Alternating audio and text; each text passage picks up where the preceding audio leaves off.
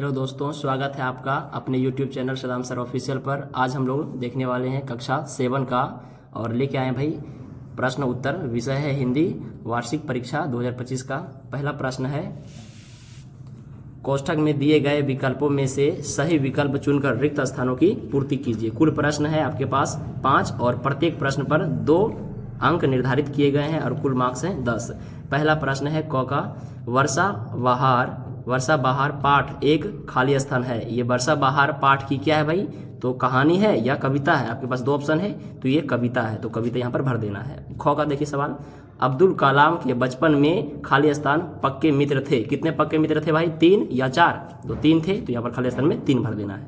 अब सवाल नंबर गो की ओर देखते हैं। मुंह की खाना मुहावरे का अर्थ क्या है भाई? तो यहाँ पर देख लीजिए, बुरी तरह हारना, या दूसरा ऑप्शन है मुंह में खाना, तो ये होता है भाई बुरी तरह हारना। मुंह की खाना का अर्थ क्या होता है मुहावरे का? बुरी तरह हारना। अब हम लोग आगे देखते हैं सवाल नंबर घ की ओर। हिमसुक एक खाली स्थान है। हिमसुक क्या है भाई? कबूतर है या तोता है? तो कबूतर था कि भाई तोता था? तोता था, तो लिखेंगे हिमसुक एक तोता है। फिर अंग नंबर में देखिए, 3 दिवस तक पंथ मांगते रघुपति खाली स्थान किनारे। किसके किनारे भाई? यमुना किनारे या सिंधु नदी के किनारे? तो ये सिंधु नदी के किनारे, तो लिख देंगे खाली स्थान में सिंधु नदी के किनारे। अब हम लोग देखते हैं सवाल नंबर आगे की ओर। सवाल नंबर 2 में है, सवाल क्या भाई? दिए गए कथन में सही के लिए सही का चिन्ह लगाना है तथा गलत के लिए गलत का चिन्ह लगाइए। इसमें भी आपको कुल 5 प्रश्न मिलेंगे और प्रत्येक प्रश्न पर 2 अंक आपको दिए जाएंगे और कुल मार्क्स यहाँ पर 10 है ना। पहला देख लेते हैं सवाल, वेन सांग चीनी यात्री थे। ये चीनी यात्री थे या नहीं? ये चीनी यात्री थे, तो रखेंगे भैया यहाँ सही का निशान लगा देना है। ख नंबर में देखिए, वीर कुंवर सिंह का बचपन बनारस में हुआ था। वीर कुंवर सिंह का जन्म बनारस में हुआ था, तो ये बनारस में हुआ था भाई? नहीं हुआ था, तो यहाँ पर गलत का चिन्ह लगा देना है। ग नंबर में देखिए, मदर टेरेसा का संबंध समाज सेवा से है, तो जी हाँ बिल्कुल समाज सेवा से है, तो यहाँ पर सही का चिन्ह लगा देना है। घ नंबर में, कारक के 4 भेद होते हैं। कारक के 4 भेद नहीं भाई, 8 भेद होते हैं, तो ये गलत कर देंगे यहाँ पर। फिर अंग नंबर में देखिए, वैज्ञानिक शब्द में इक प्रत्यय जुड़ा है। ये सही है भाई, तो वैज्ञानिक शब्द में कौन सा प्रत्यय? इक प्रत्यय जुड़ा हुआ है, तो यहाँ पर सही का निशान लगा देना है। हम लोग देखते हैं अब सवाल नंबर आगे 3 की ओर। कह रहा भैया, स्तंभ अ का मिलान स्तंभ ब से कीजिए।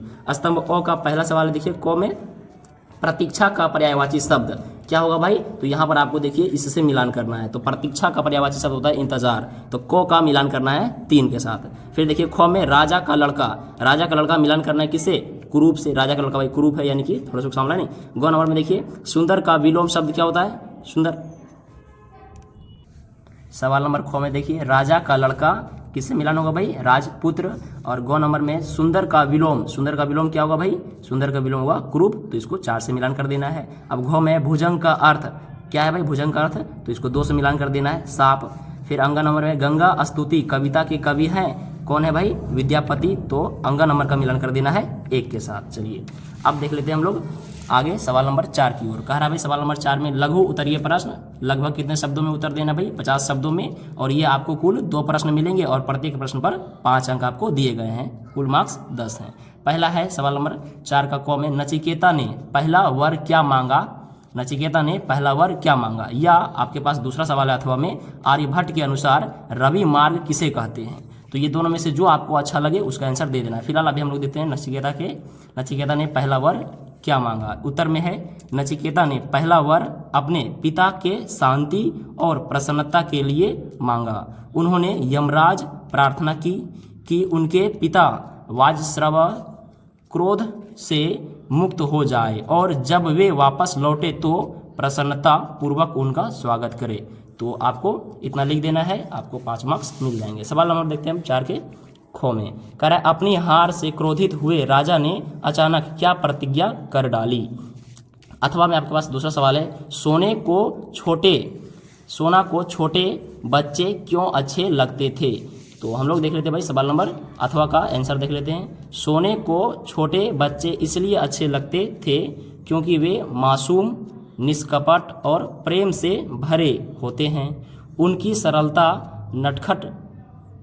नटखटपन और निश्चल हंसी सोना को आकर्षित करती है। बच्चे बिना किसी स्वार्थ के प्रेम करते हैं और उनके साथ समय बिताना आनंददायक होता है, इसलिए सोना को वे अच्छे लगते हैं। अब हम लोग देखते हैं सवाल नंबर 4 हो गया। सवाल नंबर 5 की ओर देखते हैं। सवाल नंबर 5 में क्या है, दीर्घ उत्तरीय प्रश्न दिए गए हैं, आपको लगभग 100 शब्दों में इसका उत्तर लिखना है। और कितने हैं दीर्घ उत्तरीय प्रश्न भाई, आपके पास एक है और एक प्रश्न पर आपके 10 मार्क्स निर्धारित किए गए हैं। पहला सवाल है, देखिए दीर्घ उत्तरीय का, गुड्डी अपनी तुलना बंधुआ मजदूर से क्यों करती है। अथवा में आपका भाई दूसरा सवाल है, जाति ना पूछो साधु की पूछ लीजिए ज्ञान, मोल करो तलवार का पड़ा रहने दो म्यान। इन दोनों में से कोई एक प्रश्न का आंसर लिखना है।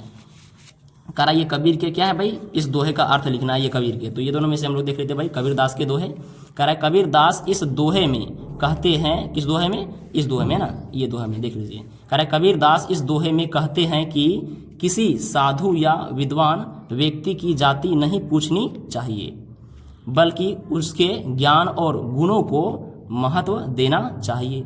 जैसे तलवार की कीमत उसके धार और उपयोगिता से आंकी जाती है, ना उसकी म्यान से, वैसे ही व्यक्ति की मूल्यांकन उसकी विद्वता, कर्म और आचरण से किया जाना चाहिए, ना कि उसके बाहरी पहचान या जाति से।